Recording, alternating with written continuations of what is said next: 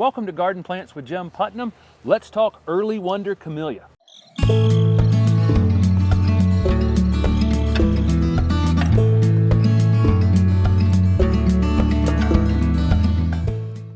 Early Wonder Camellia is a Camellia japonica.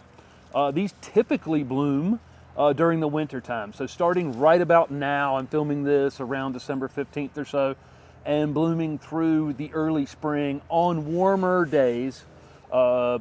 This one right here, Early Wonder, actually blooms very, very early.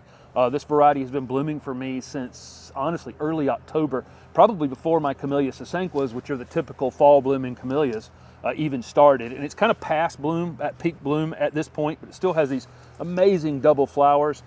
This one is kind of slower growing. Camellia japonicas normally are. It'll only add a few inches a year, but it'll eventually creep up to 6 to 8 feet in height and probably 4 to 5 feet in width, and even taller than that over a longer period of time. So this fall blooming Camellia japonica has nearly perfect pink double flowers, formal double flowers actually. This plant's been in the ground maybe 18 months. These are probably 3.5 inches across, something like that. As the plant matures, so will these flowers. So next year I expect to see larger flowers that are on here now, larger buds even. This one still has a few flower buds left on it, so during warmer days through the rest of winter, they'll open here and there. Not too many left, but again, it's been blooming for over 2 months, so that's amazing. Like other camellias, this one's hardy in zone 7 to 9. Sun or shade, part shade is best on Camellia japonicas. They have a little larger foliage than the Camellia sasanquas. The Camellia sasanquas can sit out in more sun, adjust to more sun.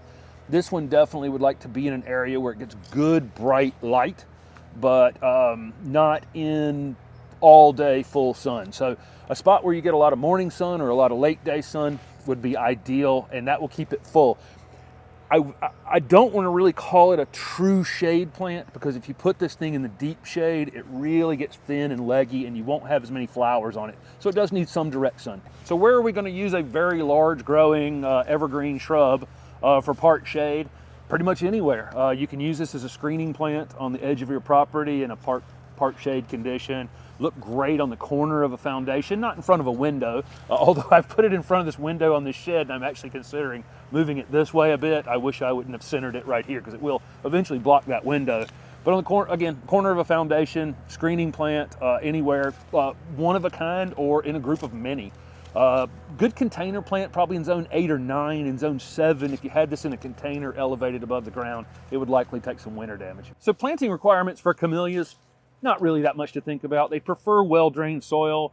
Here in my area, North Carolina and central South Carolina, Georgia, where we have clay soils, sometimes they don't drain all that well. So I will mound camellias up a bit in this clay soil.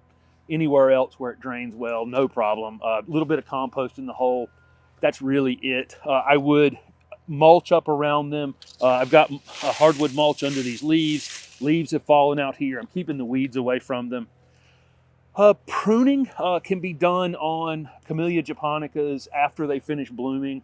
So this one will have long finished blooming by, the end of winter. So sometime around 1st of March, if I wanted to give this a haircut, I could. That's really the only time of year you want to do it, because these start forming flower buds during the summertime. So you'd be cutting off flowers. I fertilize them once a year with a slow release fertilizer, which is just an organic fertilizer. That can be done in February or March, about the same time you would do your pruning.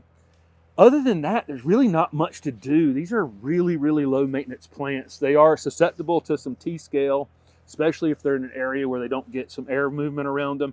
Typically, it's not that big of a deal. I don't see any on this one at this time, but most older camellias, if I turn over a leaf on the interior of the plant, I'll see a little T-scale. It's not that big of a deal. They are considered deer resistant, but again, deer don't read deer resistant list, and they will snack on the occasional camellia, such as life.